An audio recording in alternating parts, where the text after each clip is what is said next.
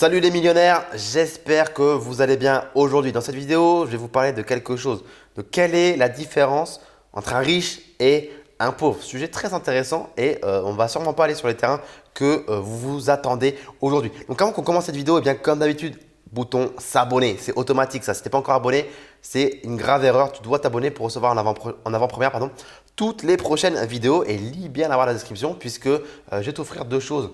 Mon livre papier tout d'abord, dans lequel je vais t'apprendre comment je suis passé des bancs de la fac à l'indépendance financière. Donc, je te l'offre. Ça, c'est super cool. Tu as juste à payer les frais de livraison et ça arrive chez toi directement. Tu vas avoir 244 pages dans lesquelles je t'explique comment j'ai fait pour devenir indépendant financièrement alors que je partais de zéro. Deuxième cadeau, c'est une petite formation dans laquelle, je ne te dis pas ce qu'il y a dedans. C'est une petite formation contenu 100% secret où on va parler de pas mal de choses. Donc, je te laisse télécharger ça. Tout est dans la barre de description. OK? Alors, du coup, quelle est la différence entre un riche et un pauvre? J'ai limite envie de te dire, mais pause cette vidéo tout de suite. Mets-moi dans les commentaires, c'est quoi pour toi la grosse différence entre un riche et un pauvre? Allez, s'il te plaît, joue le jeu, mets la vidéo en pause.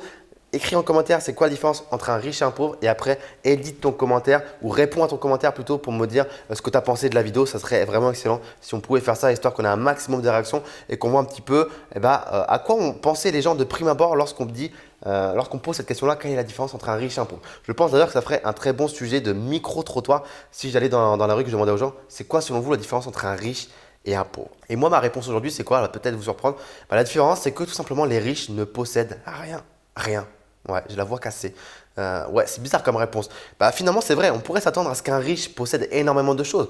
On a l'image du riche qui détient beaucoup de possessions matérielles, beaucoup d'actifs. C'est un peu contre-intuitif. Si je posais la question dans la rue, peut-être que des gens me diraient les riches, c'est des gens qui ont beaucoup de choses, des grandes maisons, des belles voitures, des belles montres, des beaux habits, un grand dressing, beaucoup de meubles, beaucoup de choses. Et finalement, eh bien, peut-être, mais peut-être pas aussi.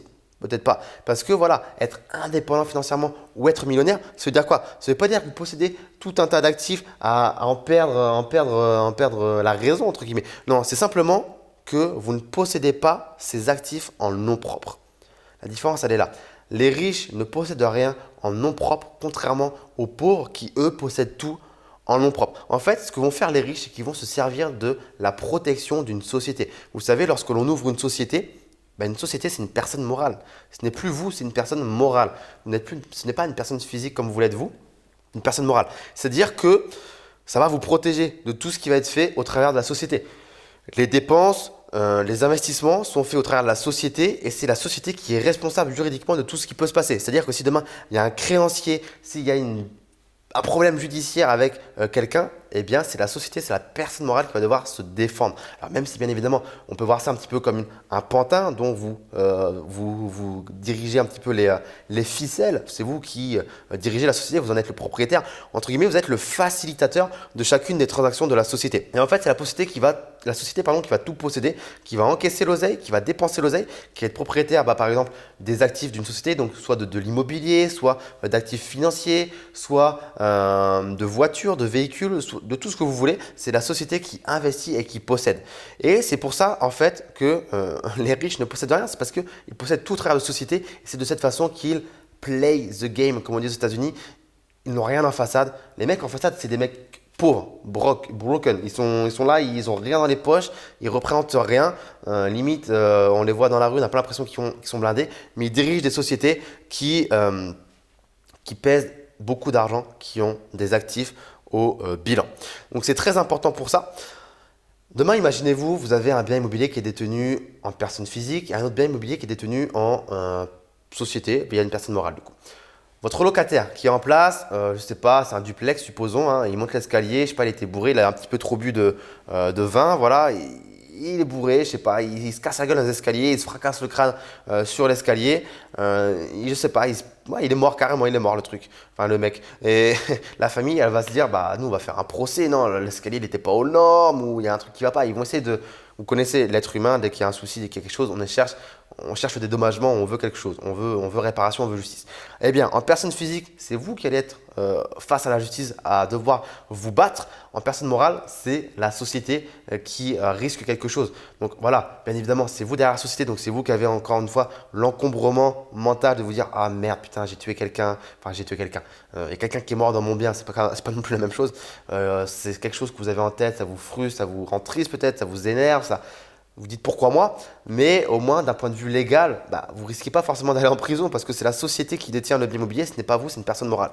Donc par exemple, ça c'est un exemple parmi tant d'autres pour vous montrer que vous n'êtes plus responsable juridiquement de poursuites potentielles ou de créanciers ou des choses comme ça. N'oubliez pas que les gens aujourd'hui, ils sont fous et que se protéger derrière certains miroirs, certains écrans, certaines barrières comme ça, c'est quand même quelque chose d'intéressant. Je crois qu'il y avait l'histoire également de, je ne sais pas si vous avez vu dans les médias, de Justin Bieber, dont une femme de 20 ans avait dit ouais, moi j'ai eu un enfant de Justin Bieber, je suis sûr c'est lui, il m'avait ken après un concert dans les loges, il m'avait dit viens, etc. Il voulait pas mettre de préservatif, je sais pas quoi. Et en fait, je crois que c'est pas du tout vrai, hein, mais elle avait tenté un coup de bluff pour gagner de l'oseille auprès de Justin Bieber, pour avoir des pensions pour le gosse, je sais pas quoi, bref, devenir millionnaire en fait. C'était un plan d'action qui n'a pas marché visiblement, mais voilà, elle voulait soutirer de l'argent à quelqu'un qui était fortuné bêtement. Donc ça, faites attention, les gens ils sont à peu près prêts à tout aujourd'hui, hein, comme se jeter devant un capot de voiture pour faire des arnaques à l'assurance ou tout ce que vous voulez.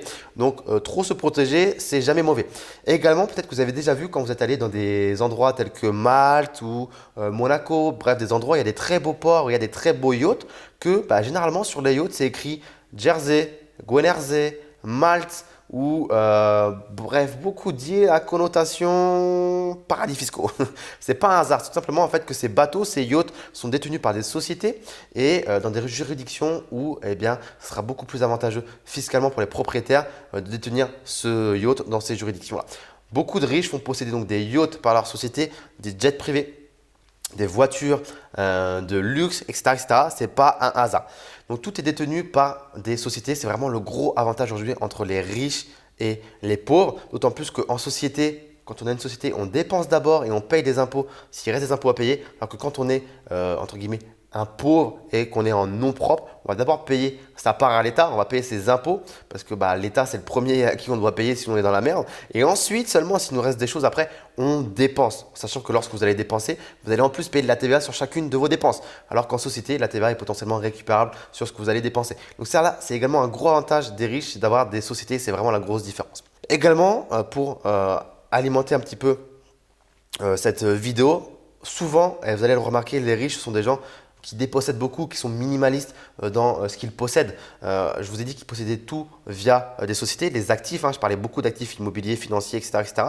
Mais pour tout ce qui est possession personnelle, tout ce qui est vêtements, ou tout ce qui est, je sais pas, décoration, des choses comme ça, non, les riches dépossèdent beaucoup et sont minimalistes. D'autant plus les nouveaux riches de la nouvelle génération, la génération Y, où on aime vraiment déposséder, se sentir libre d'esprit et pouvoir partir. Par exemple, les jeunes d'aujourd'hui, les nouveaux millionnaires ne veulent plus être propriétaires de leur résidence principale. Ils préfèrent choisir là où ils peuvent habiter. Rester 6 mois ici, puis aller vivre dans des hôtels 6 mois là-bas, puis aller là-bas. Ils ne veulent pas avoir leur voiture parce qu'ils ont compris que c'était un poids alors qu'on peut louer des voitures quand on veut, où on veut, que ce soit une Twingo, une Dacia ou une Fefe ou une Bentley. On peut louer ce qu'on veut quand on veut. En fait, il faut comprendre que tout est à disposition autour de nous et qu'on peut avoir ce qu'on veut quand on veut tant qu'on a l'argent pour le posséder. Donc voilà, ils ont compris qu'il ne fallait pas laisser les choses nous posséder, il fallait déposséder les choses et que la pire erreur c'était que les choses nous possèdent. Vous connaissez peut-être des gens qui ont des maisons remplies de choses, de bricoles, de bibelots, de tableaux, de greniers qui débordent parce qu'ils veulent tout garder, tout entasser.